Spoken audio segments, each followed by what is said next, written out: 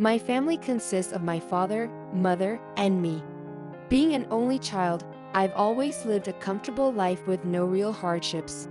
However, during my college life, I had an encounter that changed my perspective on life. That young girl turned out to be my half-sister. When I moved out for college and began living in an apartment, my mom was approached by a local community aid organization with a proposal to take in a child who had no relatives. At first, we were taken aback by the idea, but thinking it was for the child's good, my dad and I agreed. The first time I met this young girl, I was stunned. She was 10 years old and looked entirely different from the neighborhood kids. She was petite, thin, and seemed to have given up on everything. The folks at the community aid organization told us in detail about her past. She had faced abuse and neglect, and her parents had suddenly vanished. It was her school teacher who became concerned and reported to the police. Her parents had disappeared, and no other family members were found. Both my mom and I were moved to tears after hearing her story. When I heard about her situation, I deeply pondered, how fortunate has my life been? This happiness isn't something to take for granted. From now on, I must protect and ensure her happiness. With that resolution, I made a silent promise to myself to work tirelessly for my new sister's well-being. However, I was at a loss for where to begin. So, I started by asking her about her likes and desires. What do you like? Is there anything you want? When I asked, she responded in a flat tone, I don't need anything. I repeatedly emphasized to her that we're family now, so there's no need for stiff or formal language. But even after that, she continued to speak formally. On days when I was off from college and my part-time job, I decided to invite my sister to the nearby shopping mall. I borrowed my dad's car, and we headed to the newly opened shopping center. I hadn't been there myself, so I was excited. While exploring the new stores was fun, I especially hoped to find something my sister would love. She might show interest in something as we walked past many brand name stores and trendy spots. However, she just seemed to walk straight ahead with little interest. So, I decided to head into a popular clothing store right in front of us. After all, my sister is still a teenager. I figured she'd appreciate some trendy clothes, so I picked a stylish outfit for her. After she changed, I said, "You look awesome. It suits you." While she didn't say much and her expression remained the same, I felt a faint hint of a smile on her face. Noticing this slight change in her demeanor, I thought maybe she was feeling happy deep down, so I bought the outfit as a gift.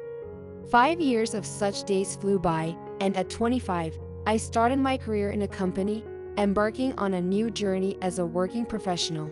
My sister turned 15 and is now attending high school. She began a part-time job, so it became hard for us to hang out as frequently as before. Still, on the rare occasions our days off aligned, we'd make a time to spend together. One day, for the first time, she invited me out. I was over the moon. I planned a date with my boyfriend that day but canceled it to prioritize time with my sis. We headed to the shopping center we often visited in the past. Some things had changed since our last visit, with new stores popping up. As I was looking around, noticing all the changes, my sister made a surprising suggestion. Today, can I pick and coordinate an outfit for you? I was so moved that I nearly teared up, but I held it in and replied with a smile, "Really? That would mean so much to me. Sure, I'll leave it up to you." My sister maintained her usual calm demeanor, but I could sense an underlying excitement she couldn't entirely hide. She led the way into a newly opened boutique. While I wasn't familiar with the store, she said, Hang on a second, and left me by myself. As I browsed the clothing racks, she returned with a chosen outfit in hand in just a few minutes. I was amazed at how quickly she had made her choice, but I didn't voice it. I headed to the fitting room, wearing the outfit she had picked. As I tried on the clothes, thinking about her effort in selecting them warmed my heart. Then, I stepped out of the fitting room to show off the new outfit to my sister. "How's this?" I said, striking a pose. To my surprise, my sister responded with words I had never heard from her during her times together. You look adorable. She said it with a smile. Her comment took me so aback that I was speechless for a few seconds. Deep down, I was truly happy to hear her say that. Pulling myself together and blushing slightly, I replied, "Thanks." She looked at me with a hint of concern and asked. Do you really like it? Without hesitation, I said, "Absolutely. I love it. I'll buy this." As I picked up the clothes and headed to the register, my sister interjected. Hold on. I'm paying for it today. Then she pulled out her wallet to cover the cost. I was momentarily taken aback by my sister's unexpected offer, not quite grasping what she was saying. However, after giving it some thought, things started to make sense. The fact that she recently got a part-time job, that even though I'm usually the one picking the stores, today, she chose this new place and the rapid pace at which she selected the clothes. Realizing she must have planned this whole day in advance, I was so touched that I felt tears welling up. But not wanting to show that side, I remarked with a playful toughness, "Well, guess I'll let you spoil me today," and handed over the clothes to her. She headed to the checkout counter with her usual calm demeanor but with a hint of happiness.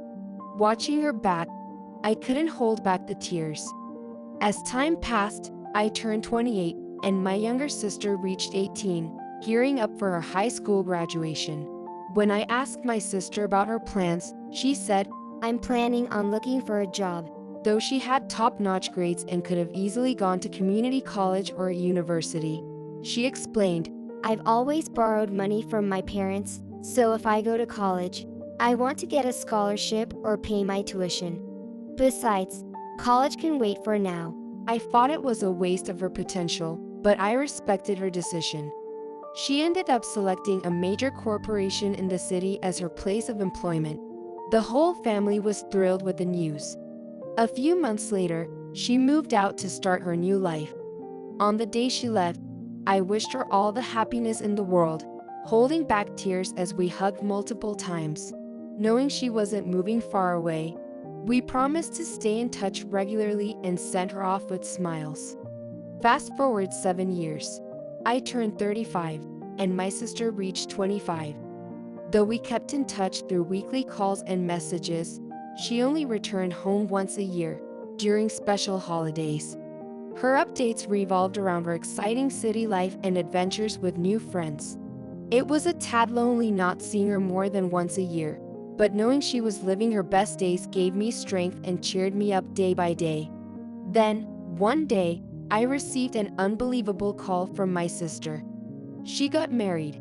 I was taken aback since I had never heard her mention a boyfriend before, but I felt genuinely happy for her. It turns out she decided about the wedding quite some time ago and had already informed our parents. But she said, I wanted to tell you in person, and purposely kept it a secret just from me.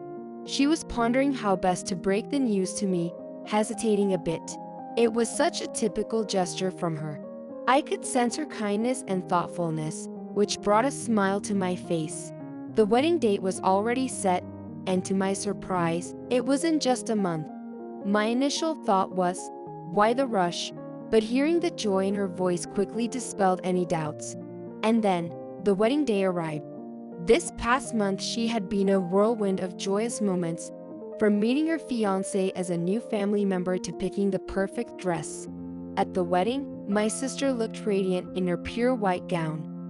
The ceremony went smoothly, and when it came time for the bride and groom's speeches, the groom's was short but profound, touching many in attendance. Next up was my sister's turn. Deep down, I was excited, wondering what she would share. Would she express gratitude towards her new husband or share heartfelt thanks to her family? I was eagerly waiting to hear. After expressing her gratitude to both families, the bride's younger sister began. I'd like to share something about my big sister. She talked about the fear she felt the first time she met the family. Coming from a different household, she was scared of how she'd be accepted, worried about potential bullying or hurtful experiences. But she was warmly welcomed as a part of the family. Even so, it took her some time to fully open up. She continued her story, recounting their first trip to the shopping mall together. Feeling out of place and not knowing what to do, she kept her gaze straight and walked on. She felt joy when her sister picked out a cute outfit for her for the first time, and how, as they explored various places together, she began to enjoy herself genuinely. As she spoke, tears streamed down her face. I'd never seen my little sister cry like this before. Overwhelmed by surprise and emotion, I couldn't hold back my tears. Then, my sister said with a smile I had never seen before, You mean the world to me. You've always been my saving grace. I genuinely want you to be happy. Thank you for everything you've done for me. Seeing that radiant smile, I felt a profound joy. It reassured me that all I had done wasn't in vain. Though my sister had a tough start in life, I'm convinced that seeing that smile and meeting her husband has set her on a path to happiness. I will never forget her smile on that day, and I'm committed to ensuring she keeps that smile. To fulfill her wishes, I will strive to find my happiness.